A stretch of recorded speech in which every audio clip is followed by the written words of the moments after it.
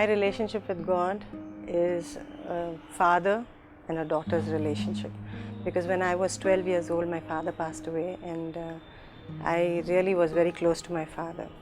So after his death, when I found Jesus and found the Father, he became my father, you know.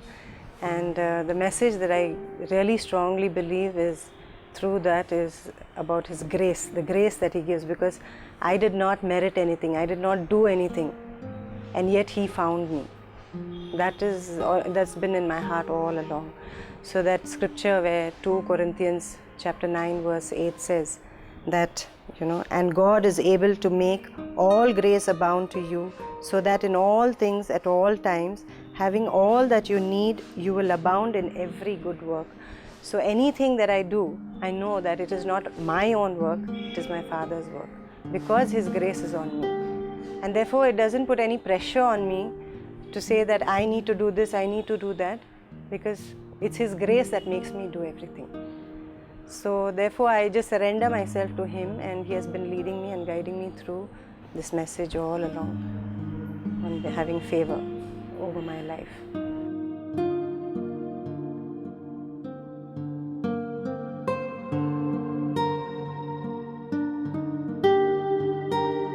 I come from a non-Christian background.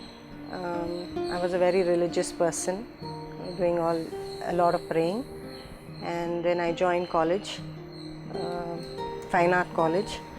Since being an artist, we had some festivals coming up, so because of the festivals they were doing some decorations, and I was helping them with all the decorations.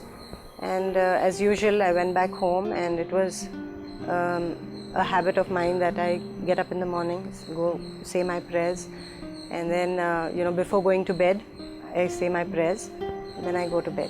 So after this I came back from college, and then as usual before going to bed I went to my prayer room.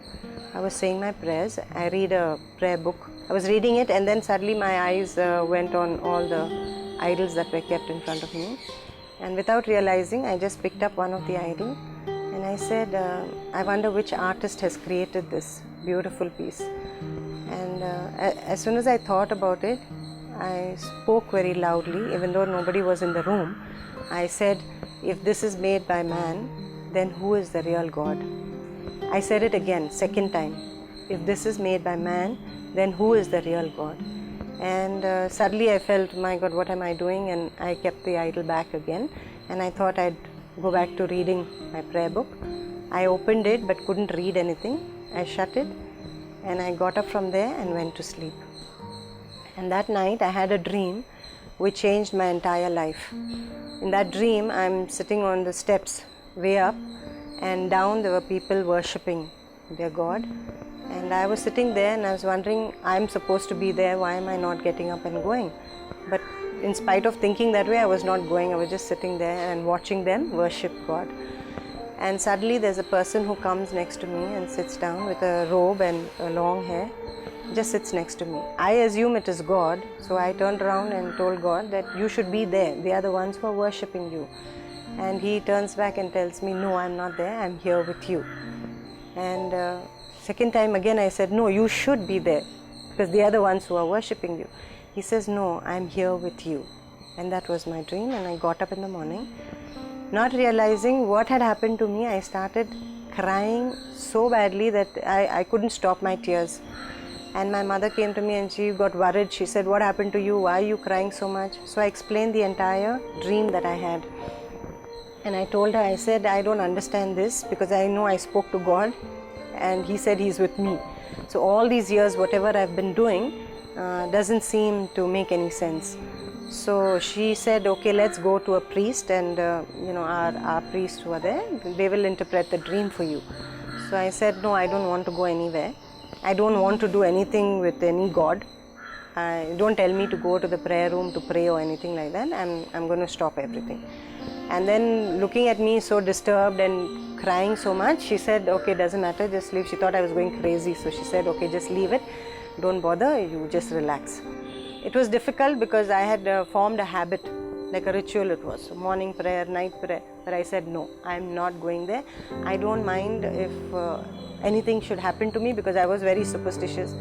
if anything should happen to me, it doesn't matter. Let whatever has to happen, happen, but I'm not going to go and say any prayers. But then within a week, I had a very strong desire to go to church. Now nobody has come and told me that you need to go to church, didn't tell me about Jesus, didn't say that He was the way, the truth or the life or anything like that. So it was just a desire from within to go to church. But I was scared to tell my mom because I thought she'll get angry. So I thought I'll wait for, there's a convent near my house and the nuns would pass by. So I thought when they go, I'll quietly walk along with them, because I did not know the prayers and when they stand and when they sit and all that. So I didn't want to go alone. But every time I would go and check out to see whether they are walking, I would find no one, because the timings, obviously I didn't know the timings of Mass or whatever.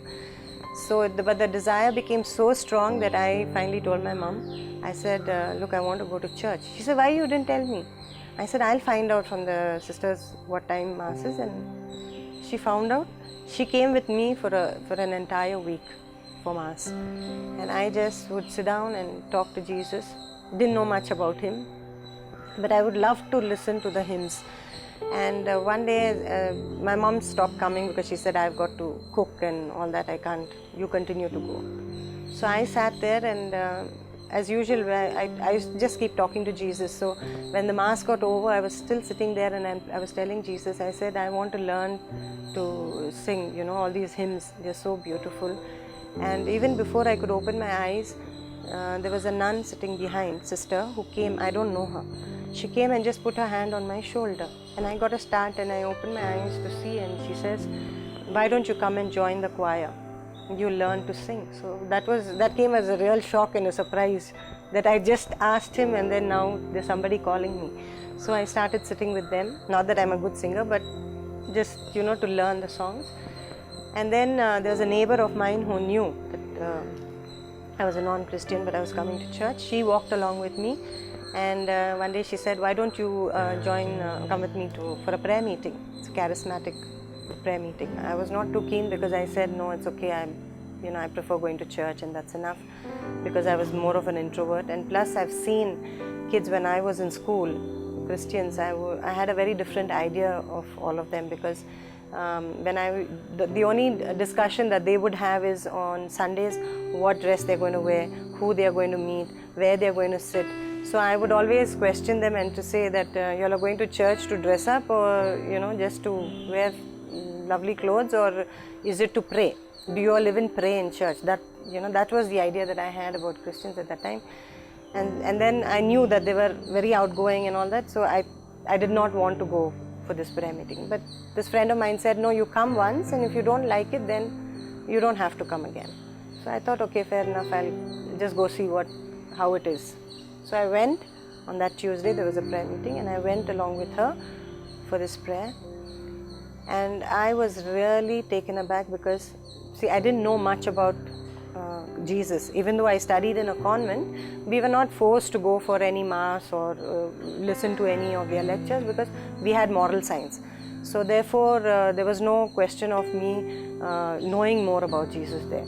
Here they were reading from the Bible and explaining the love of God and so much more about Jesus that I got to know.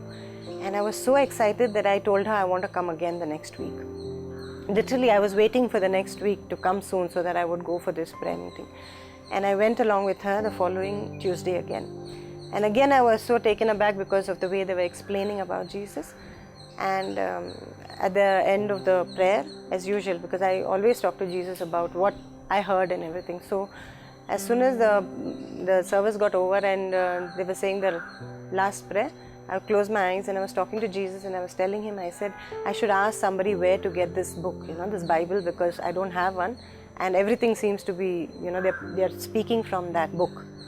I just said that, and I opened my eyes, and a lady came and said, this was Rini Korea, was my teacher in 10th standard in school. So she sent, your teacher has sent you a gift. I said, where is she? She couldn't come, but she's just given it to me to give it to you. So I said, it's not my birthday, and I know her very well. I mean, she knows our family well. So I said, why she sent this? I told her, it's okay, I'll talk to her later and find out. And I took the gift and I came home. I opened the gift, and when I opened it, I was so overwhelmed because there was a Bible there in front of me. And I was really taken by, I didn't have words to speak, I did not know what to tell, because I just sat there and I felt God's love. I told him, I said, I didn't even ask you for it. I was just talking to you and saying that I should ask somebody where I can get one. That means you know my desire much before, that even before I could have the desire to want one.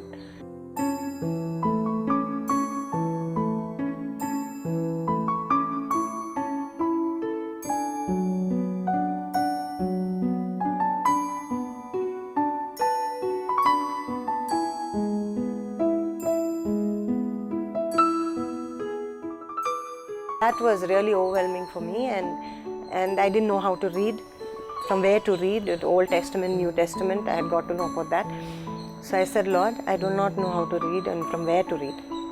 You give me a message from here. You speak to me. And I said, and I opened the Bible. And the message I read was, if you seek me with all your heart, I will be found by you. Jeremiah chapter 29 verse 13. If you seek me with all your heart, I will be found by you. It was as if Jesus was standing there and saying it himself, those words. And that really touched me so much that I did not want to even look back to see what I left behind. I just wanted to follow Jesus at that moment.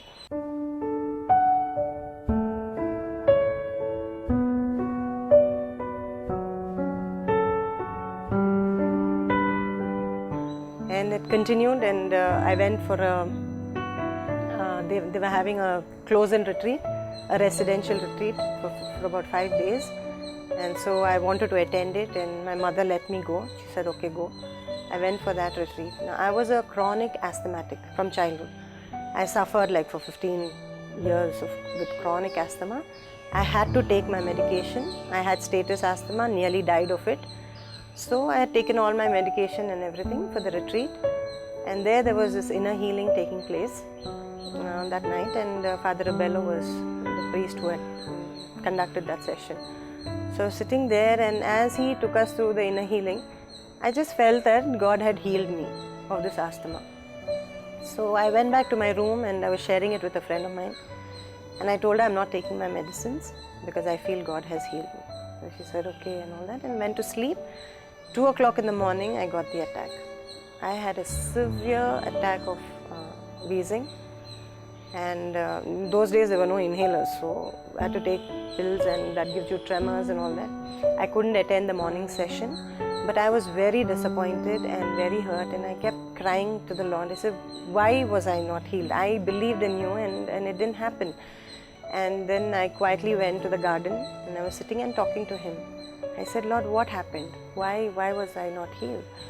And then after praying, I opened the Bible again, because I didn't know from where to read, what to read. So I just opened the Bible, and I got Ezekiel chapter 36, verses 25 to 27, where he said, I will sprinkle clean water on you, and I will cleanse you from all your impurities and all your idols.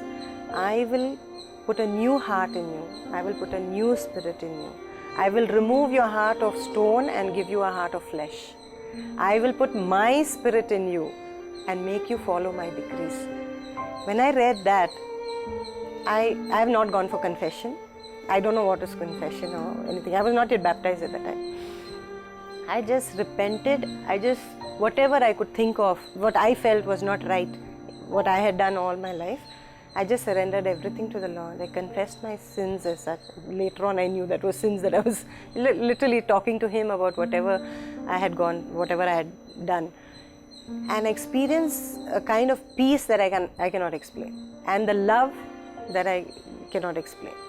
Because after that I was not concerned whether I had asthma or I didn't have.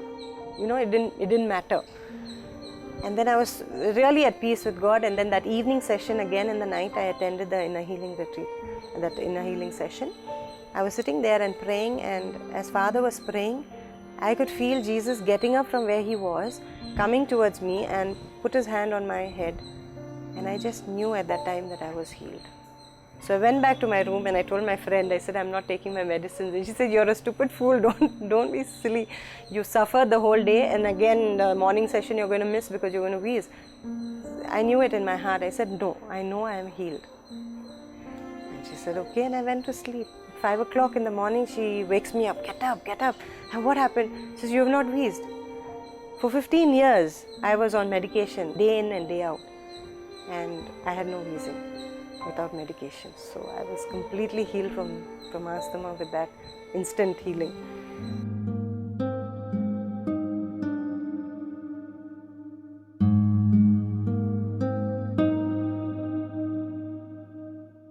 I couldn't, the love of God was just pouring on me. I was just so excited about the whole thing.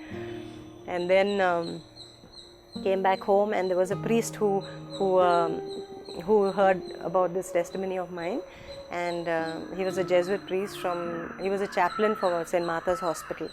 So one day he just visited home, just like that. He randomly came home in the evening and he said, Kasturi, I want you to give your testimony for this 7:30 Mass, like just an hour now.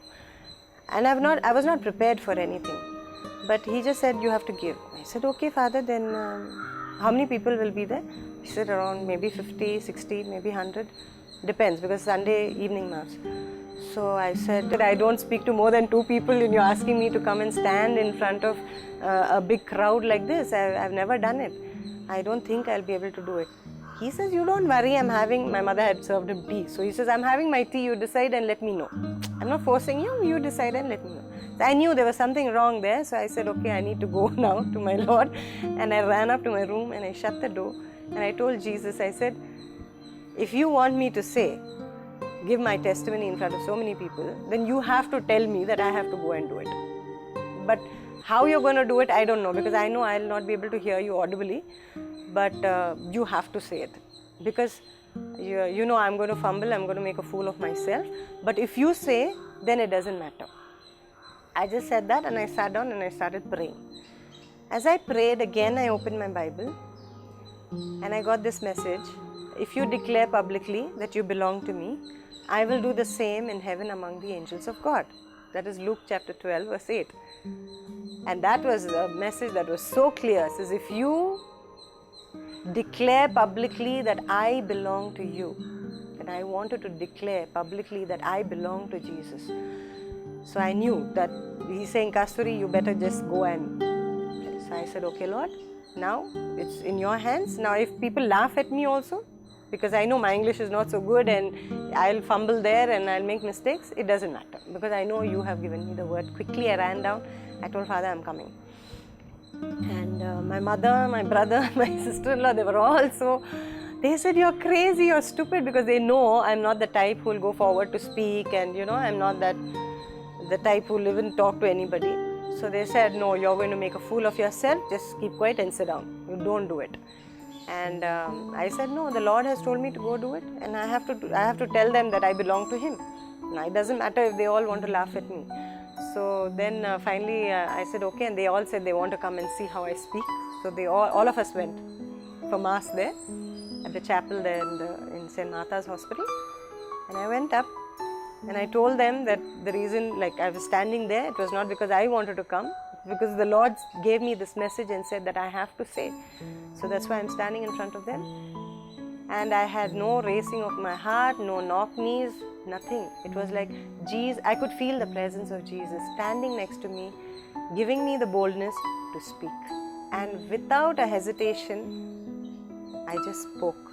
And without preparing much, because I did not know what to say, how to say, I had no addition, nothing, no editing, whatever I had to say. I just spoke.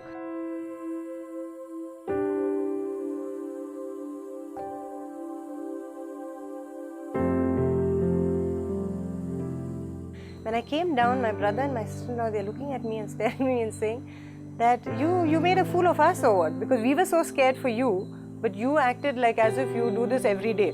You can just go up and, speak in public. I said, no, it was only because of Jesus. He gave me the boldness to speak, otherwise I wouldn't do it. You asked me to go now without Him, I know I wouldn't be able to do it.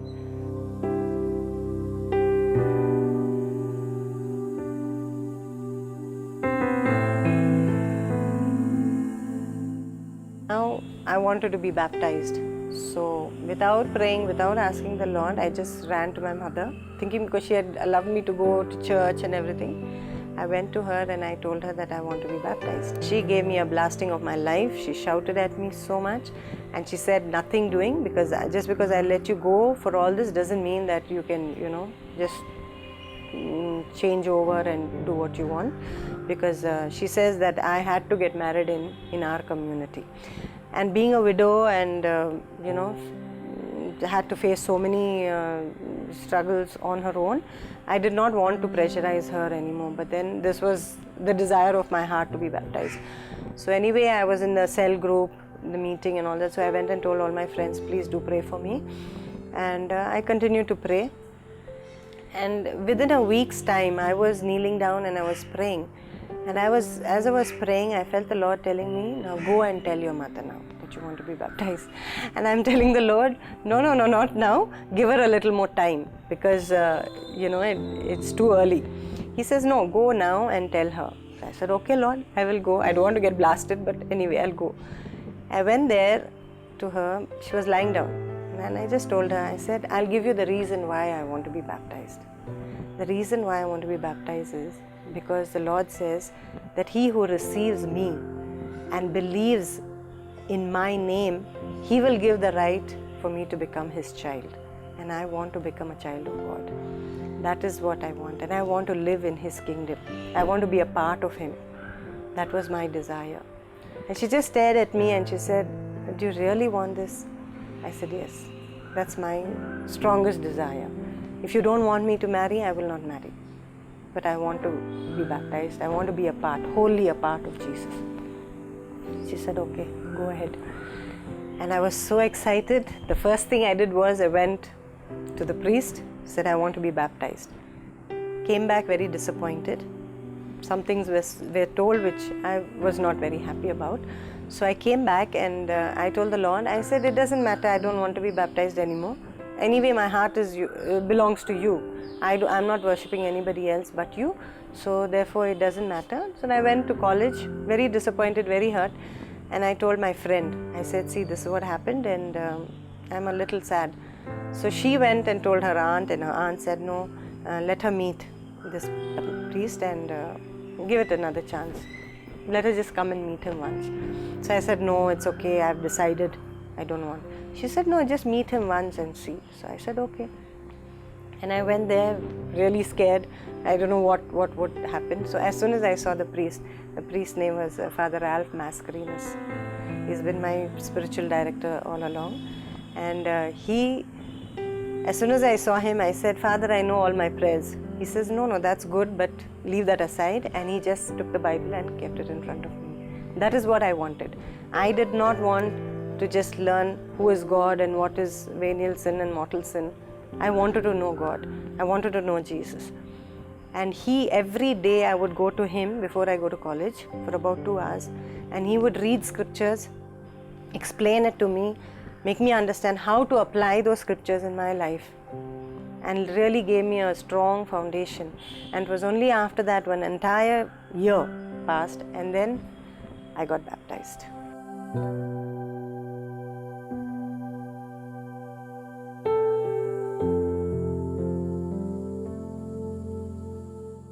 As a family, we had decided to go to Pota to attend a retreat at the Divine Retreat Center, and we attended the entire retreat. And my daughter was about 2 or 3 years old at that time, and because of the weather conditions, she also is an asthmatic, so she started wheezing quite badly and it wouldn't stop. So the entire night I was awake with her, praying and asking the Lord to heal her, and she was not, she was continuously wheezing. So I was a little upset and I told the Holy Spirit, I said, Holy Spirit, you are here, you can see what is happening, and your people are praying there 24/7. Round the clock they are interceding. Please tell them to pray for my daughter. Something like that I said. I was really upset. And we had to actually rush her off to the hospital, and she was put on nebulization, and then we brought her back. That evening was inner healing session at Divine Retreat Center at that time. And my husband said, no, you're not coming, you just stay with my daughter, because I couldn't leave her alone and go. And there was a maid who was looking after her, but he says, no, you cannot.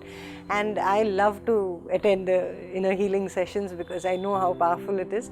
But I said, okay, I have to obey him. So I said, okay, I'll stay in the room and I'll pray. I'll take care of her, you'll all go. So they attended that session. As I was praying, I felt the Lord telling me, go now, go inside and stand there, go. And I'm telling the Lord, no, I can't go because my husband has said not to go. So I have to take care of this little one, and if he sees me there, it won't be nice. So I think I'll just stay here and pray. I'm sorry, Lord, I said, and I continued to pray. And then that session got over and they all came back to me, and my husband says, you will not believe what happened there.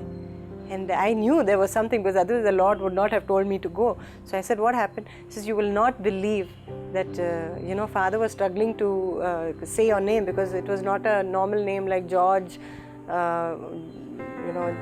John or whatever like that. It was Kasturi. So he was struggling. He said, Kas, and then he said, Kasturi.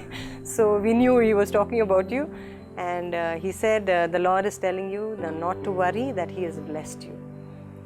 So that was a message, and that I think the Lord wanted me to hear that, so that's why He had asked me to go in there, and that was a real blessing to me during that retreat that I had when the Lord called. And after that I did not have to worry about my daughter's sickness also. There were times when I felt a little dry, wondering where the presence of the Lord was, but that did not affect me that much, because I would just talk to Him. My relationship with Jesus became so simple, I can put it that way. It's like talking to a friend. So I would just have conversations with Him. Because of that, my life after I got married became so much more easier, because I would have some disagreement with my husband, and I would get angry, of course, and I would lash back sometimes. But then what I would do immediately is I would just shut myself in the room and sit down and argue with the Lord, tell Him what all I said, and just talk to Him like He's sitting just there next to me. And then in the end, the Lord would show me where I was wrong, the way I responded was not right. So that made it easier for me to understand from where I was coming and what was my husband's position when he said whatever he said. It was much easier for me to get out of that room with peace and love of God and come back and forgive him or ask for forgiveness. That is something I learned not only with my husband, with any situation that would come, with my children, any problem, the first person I would go to is Jesus. That is, I feel, is a gift that God has given me, because I would just start talking to Him. Doing anything, any work also, I would just be having a conversation with Him, talking to Him. And that's the most simplest and the most beautiful way that I can say that I've always felt the presence of the Lord. And sometimes, of course, there was a time in my life when I would think that I need to feel the presence, feel the presence, and it would not happen. And I learned, the Lord taught me very clearly from His scriptures, is don't look for feelings. Just believe that I am in you. Because God the Father has put His Spirit in me, and therefore Christ is dwelling in my heart through faith. So if He is living in me, it's no longer I that live. So if He is living, so that became very strong in my life. And now when I walk, and I forget, of course, there are many times I forget that Jesus is actually living in me and He's the one who should be talking and saying things, but I would take over and do it my way. But the Holy Spirit convicts me, and then I come back and I apologize for what I've done. But that fact that now I know that He's in me, it makes things, everything very easy. The worry, even if I have to worry, want to worry a little bit, I'll say, Lord, You are there. You have taken control. You are the master of my life, my family. So You are in control of my life. So therefore, even that worry, if you ask my husband, he will be able to explain better like how I've grown to see from being I was a person who would worry for the smallest thing. But now he says, now you seem to be in some other realm, because it's become a part and parcel of my life where I could just surrender to the Lord and He gives me the peace, and I know that He's in control.